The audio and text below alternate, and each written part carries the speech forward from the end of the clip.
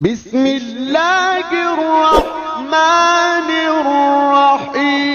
السلام علیکم ورحمۃ اللہ وبرکاتہ۔ محترم ناظرین و سامعین، عاشوراء یعنی 10 محرم الحرام کی فضیلت، اس سے پہلے والی وہ ویڈیو کلپ میں نے آپ کے سامنے چند ایک حدیثیں پیش کیا تھا۔ آج بھی چند حدیثیں آپ کے سامنے ہیں۔ سیدنا حضرت علی رضی اللہ عنہ سے کسی شخص نے پوچھا کہ میں رمضان المبارک کے بعد کون سے مہینے کے روزے رکھوں؟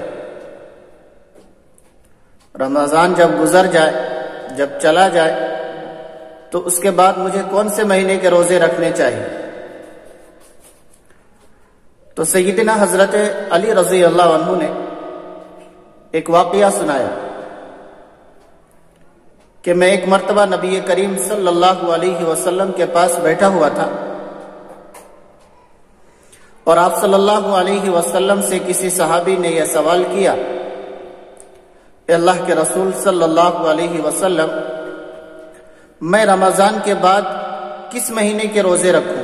تو نبی کریم صلی اللہ علیہ وسلم نے ارشاد فرمایا کہ اگر تم رمضان کے بعد کسی مہینے میں روزہ رکھنا چاہتے ہو تو محرم الحرام یعنی عاشوراء کے روزے رکھو،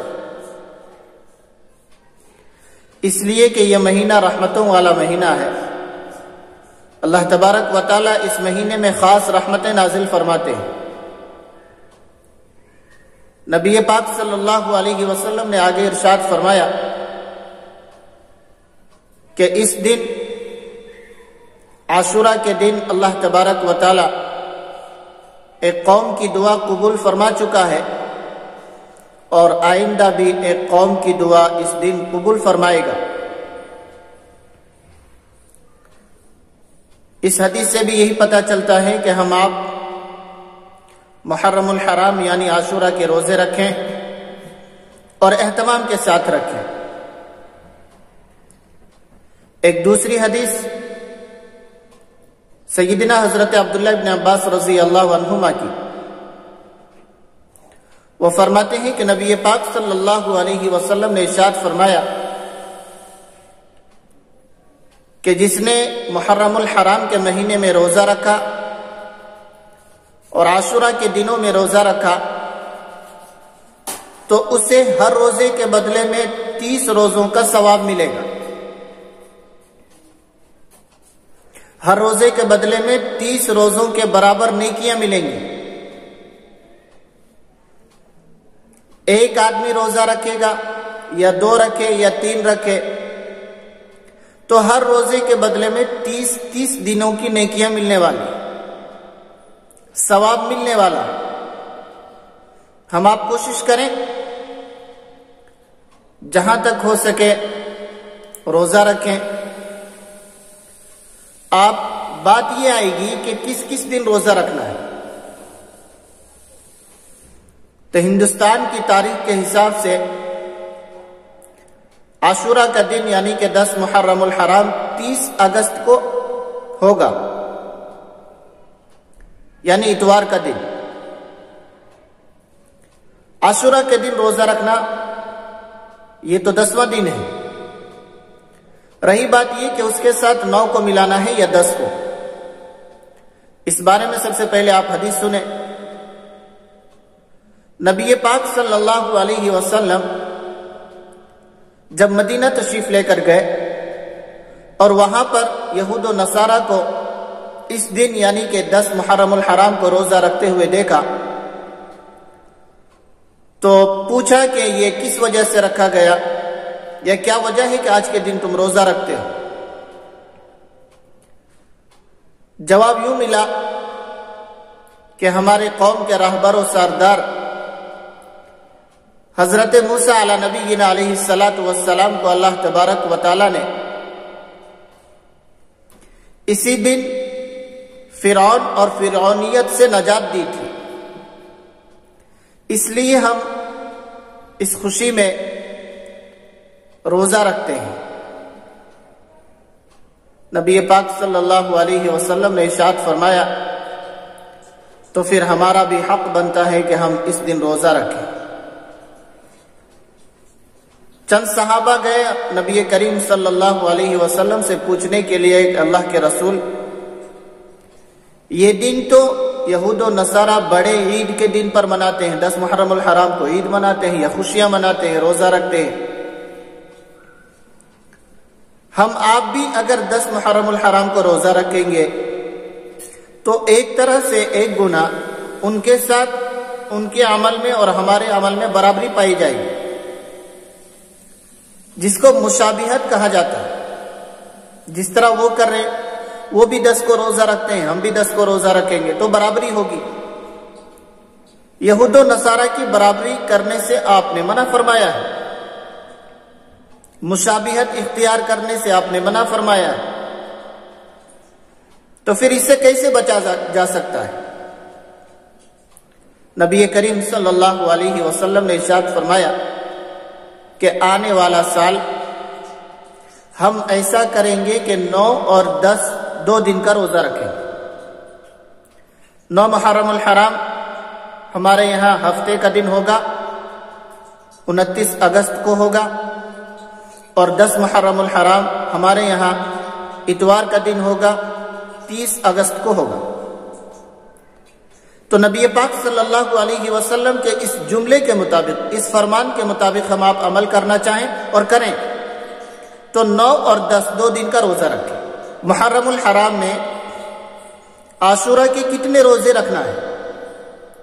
تو یاد رکھیے اس بارے میں بہت ساری روایتیں ہیں۔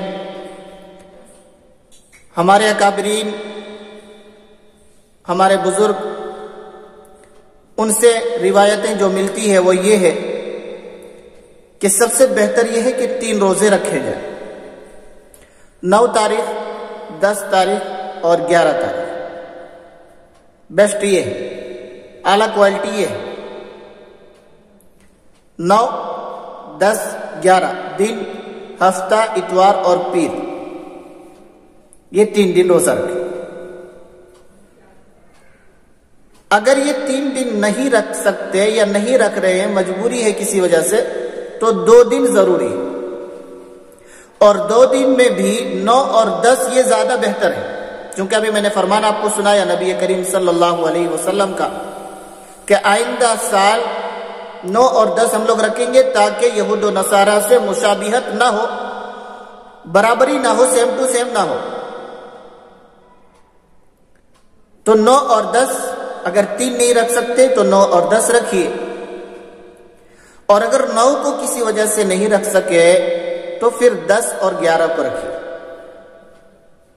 صرف 10 کا روزہ رکھنا بہتر نہیں مانا جاتا ہے، اچھا نہیں مانا جاتا ہے، اس لیے 9 اور 10 یا 10 اور 11 2 دن، یا کم سے کم جو میں نے آپ کو بتایا کہ 3 دن رکھیے، حرج کچھ نہیں ہے۔ کم دنوں میں، کم ٹائموں میں، تھوڑے عمل کے ساتھ ہم آپ بہت کچھ جمع کر سکتے ہیں، بہت کچھ پا سکتے ہیں، اپنی آخرت کے لیے کچھ نہ کچھ تو جمع کر سکتے ہیں۔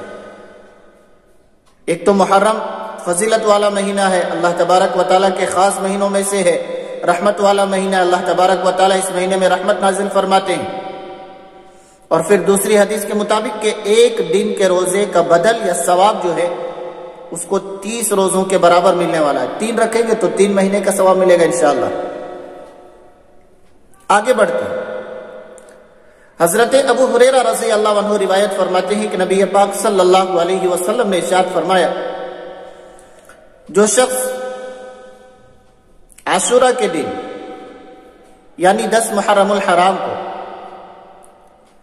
اپنے اہل خانہ، اپنی فیملی، اپنے گھر والوں کے لیے کھانے پینے میں بڑھوتری کرتا ہے، وسعت کرتا ہے، فراخی کرتا ہے، جس نے عاشورہ کے دن اپنی فیملی میں، اپنے اہل و عیال میں، اپنے گھر والوں میں وسعت کیا کھانے پینے کے حساب سے، تو حدیث کا آخری مفہوم یہ ہے کہ اللہ تبارک و تعالی اس گھر میں پورے سال روزی کی فراخی عطا کرتے ہیں، وسعت کر دیتے ہیں اور برکت نازل فرماتے ہیں۔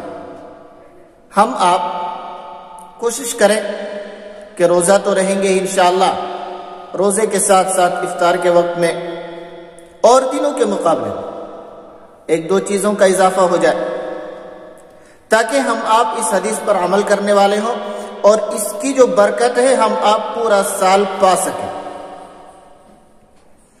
ہمارے رزق میں انشاءاللہ برکت ہوگی، ہمارے یہاں وسعت ہوگی، ہمارے یہاں فراخی ہوگی انشاءاللہ۔ تو ان حدیثوں پر عمل کریں۔ اللہ تبارک و تعالی ہم سب کو ان باتوں پر، ان تمام حدیثوں پر عمل کی توفیق عطا فرمائے اور اپنی شایان شان ہم سب کو بدلہ نصیب فرمائے، آمین۔ السلام علیکم ورحمۃ اللہ وبرکاتہ۔